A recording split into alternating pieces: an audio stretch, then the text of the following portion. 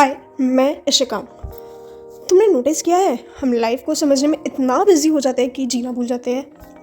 हर दिन एक silent checklist चलती रहती है दिमाग में, जैसे am I doing enough, am I late, am I wasting time.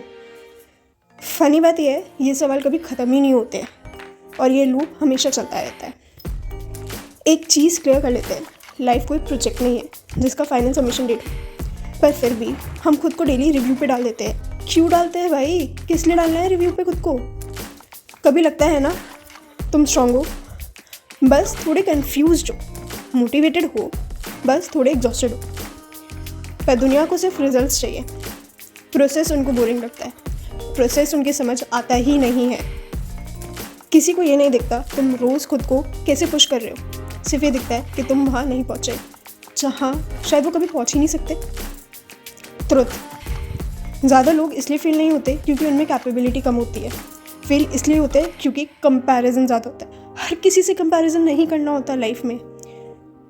हर किसी का टाइमलाइन अलग होता है, पर हम सब एक ही क्लॉक से खुद को जज करते रहते हैं। क्यों करना है खुद को जज? खुद को जज नहीं करना है, दूसरों को जज करना है।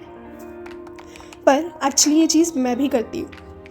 कभी कभी लगता है सब कंट्रोल में होना चाहिए, पर फिर याद आता है कंट्रोल का इल्यूजन ही सबसे बड़ा स्ट्रेस है। तो मैंने एक ही चीज़ सीखी है, सब फिगर आउट करना ज़रूरी नहीं होता। कुछ चीज़ें बस टाइम के साथ ही सेटल होती है, उन्हें टाइम के भरोसे ही छोड़ देना ज़रूरी होता है। हम लेज़ी नहीं है, हम लॉस्ट नहीं है, हम बस एक ऐसे फेज़ में हैं जहाँ पेशेंस ज़्यादा लगता है और एप्रिसिएशन कम मिलता है। पर याद रखना, जो लोग साइलेंटली काम करते हैं ना, उनकी ग्रोथ भी साइलेंट ही होती है। ना कोई ढोल होता, ना कोई तमाशा होता, बस एक साइलेंट सक्सेस। नॉइज़ बाद में आता है, क्योंकि आरसीबी को जीतने में काफ़ी टाइम लगा था, 18 साल लगे थे। तो अगर आज का दिन बस ठीक था, ना ग्रेट, ना टेरेबल, ना हॉरेबल, तो भी चलेगा बॉस। दिन तो अच्छा गुजरा ना, ठीक था ना, वही सबसे इम्पॉर्टेंट है। हर दिन एक्सेप्शनल होना ज़रूरी नहीं होता, कभी कभी बस स्टेबल रहना भी अचीवमेंट होती है। और अगर ये बात सुन के लगा हो कि यार इसी फेज़ में तो मैं हूँ, यही फेज़ है मेरी लाइफ का जहाँ मैं फिगर आउट नहीं कर पा रहा कुछ, तो चैनल को सब्सक्राइब कर लेना। हम मिलके फिगर आउट कर लेंगे कुछ ना कुछ। तो यहाँ परफेक्शन नहीं मिलेगा, पर ऑनेस्टी मिलेगी।